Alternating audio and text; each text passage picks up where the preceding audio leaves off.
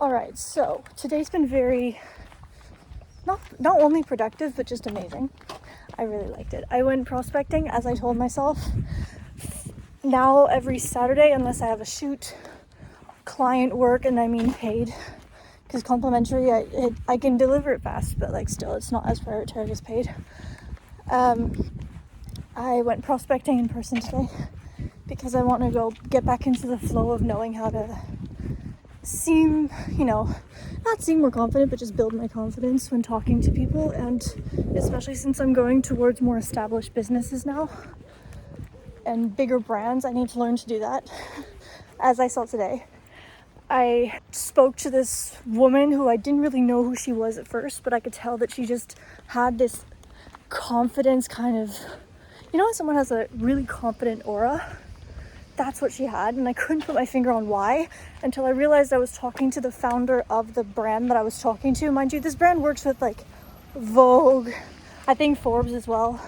It's a big freaking brand, and I had no idea. And so I was just, as you should be, but sometimes if you know who you're talking to, it's very easy to try and manipulate what you do to impress them. But I think it's actually perfect I didn't know who she was, because it came off as more genuine.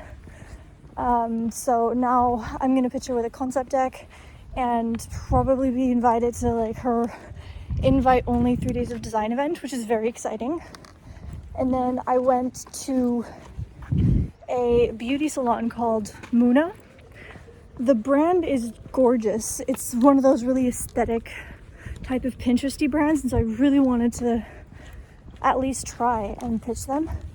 And that was the first sort of objection handling I've done where I succeeded in getting them to just be like, okay, fine, like we'll just have a meeting.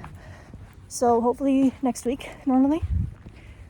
We had like a nice back and forth, but it was one of those things where you can, she was telling me one thing, but it was so blatantly obvious that she wanted someone to help.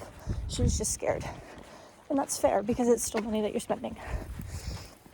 It was one of the first times that's happened, and just a really proud moment. I had to wait until I was home to tell my boyfriend, because I tend to just call him or send him an audio as soon as it's done, and then when I get home I want to tell him all over again. I reached out to some more law firms over email, because those are a little bit harder to get into the offices of, unless somehow you get let in, or the person in charge is, or the receptionist or something. Like the odds are just a lot lower. So the approach there right now is just email. And then tomorrow we're going to start working on the concept deck, send more outreach. I need to double down outreach.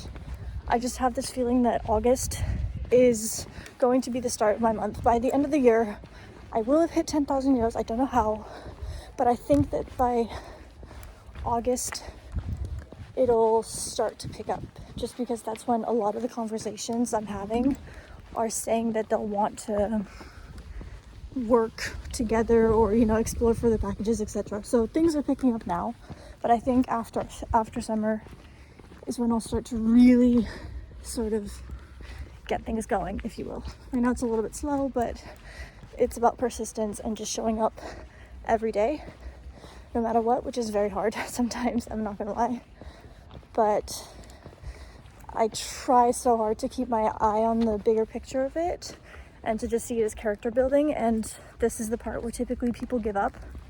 So I'm too close at this point.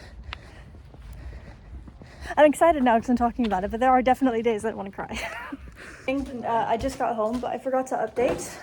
I'm no longer doing carnivore because the people that I saw doing it, like the influencer, I suppose, entrepreneurs, because they're the only ones really documenting it, they were already at least 100K a year, and so they could afford and had the systems and had the client work to delegate while still receiving enough money and being able to take some time off or like rest and adapt.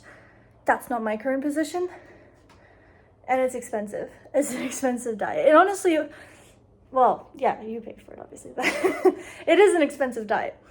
So I'm sticking to animal-based, and then given that I still can't afford the luxury of just choosing not to have free food when there is, If there's nuts at work, I'll get those because it's not really the worst food. As long as it's not like candy bars or something, I tend to just give myself a little bit more flexibility if there's something that I don't have to pay for or something is cheaper than the other, just because that's my current position.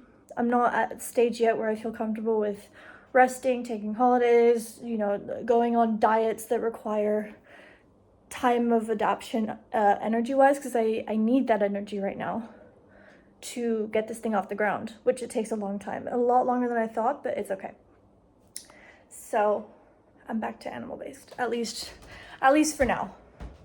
And then I think, when I reach around probably 10,000 something a month, at least in revenue, then I'll start to think about going dieting again and maybe go see a doctor for like gut reasons, because I don't know. I think there's something that could be said about how my body deals with certain foods and all that. But we'll see. The point is, I'm gonna be as flexible as possible right now to be as cheap as possible, because that's what matters. Keeping the money that is not for not overly healthy food, but food that I don't need to be eating right now.